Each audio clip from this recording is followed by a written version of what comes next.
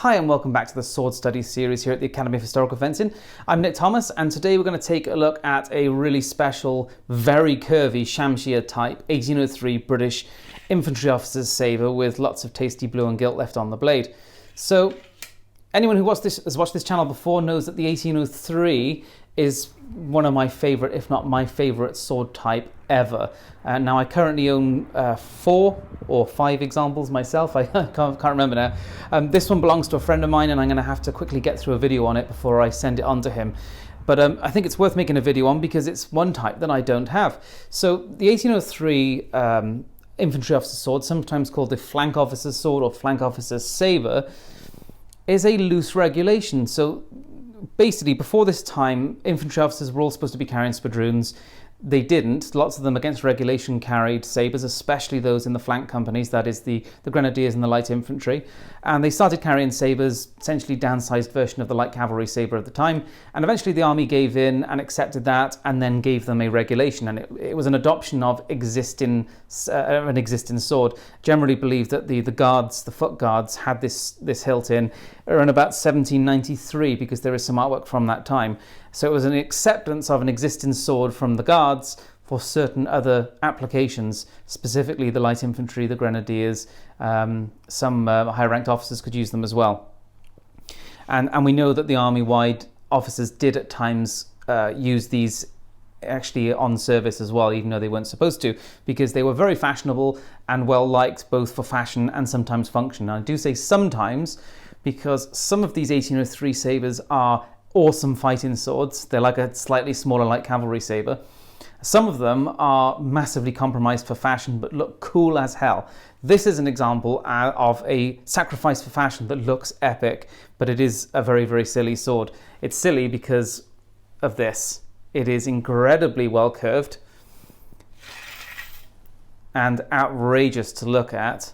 Very, very small. Essentially, as a fighting sword, especially the way that the British were taught to use their swords, this would be poor.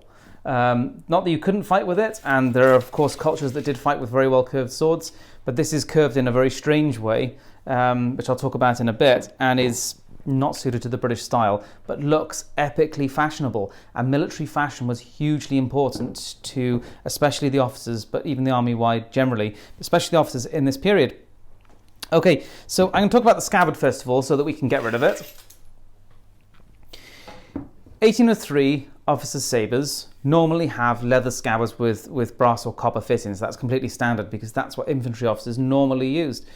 But there were some metal scabbards around, and they're typically thought of as for use for mounted service, because when you are mounted, your scabbards tend to take a hell of more of a beating, and so they tend to use very robust steel scabbards when on horseback. Now, in reality, infantry officers so frequently wore their leather scabbards on their horses, and of course, most officers rode by horse. Okay, so they would just use their leather scabbard. But clearly, some officers did use steel scabbards, presumably for that reason, for durability's sake. And this is an example. So yeah, it's completely steel scabbard, and curiously, the rings are completely solid. Normally these move around, they're completely solid. Now why would that be? We can only speculate. The one thing I would say is that normally these rattle around continuously, which is both annoying, and you could say theoretically from the perspective of, say, a light infantryman, makes a load of clanging and banging that you don't want to when you're moving around in a very subtle fashion, you would hope, as a skirmisher. Perhaps that was deliberate, perhaps it was because it was making noise and getting to be an annoyance in normal life. We'll never know. Anyway, let's get that steel scabbard out of the way. Incidentally, why would you also not want a steel scabbard? Well, in large part, weight. Steel scabbards compared to leather, they are heavy, and when you are having to wear the sword daily, and especially on foot with the sword, that's a lot of extra weight. So for the most part, for an infantry sword, leather scabbards are better. Anyway, let's get onto the sword.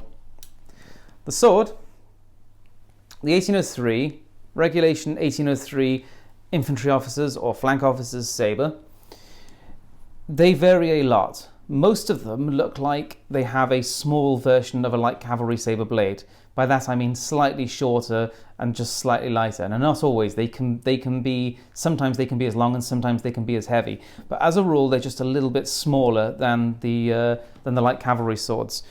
But you can also find certain examples that are like this, that have wild curves on them and completely unfulled blades. So it was normal in this period for British swords to be fairly thick and to have a fuller in the middle. Whereas these blades, what we would call the Shamshir blades, are completely flat. And that is a fashion trend that caught on in Britain after the Egyptian campaign of 1798 to 1801. And the experience there with the Egyptians, with the Mamluks, brought back certain fashion trends for some wildly curved blades, for some flat blades. They also had certain effects on certain pommels and things like that as well. And when I get to the Welsh Fusiliers sword here that I got recently, that also shows some really interesting elements from the Kilich swords. But yeah, we tend to call these blades the Shamshir types, wildly curved, completely flat. Now, Shamshir blade, they were prone to break in, prone to be a little bit brittle, but could also hold an incredible edge. And with the cutting test that we've done, because I do use one of my original Shamshir types for test cutting, I do find it to be absolutely fantastic to cut with, because just the edge geometry, you've just got such a gentle taper towards the edge. There's no bevel, it's just beautiful.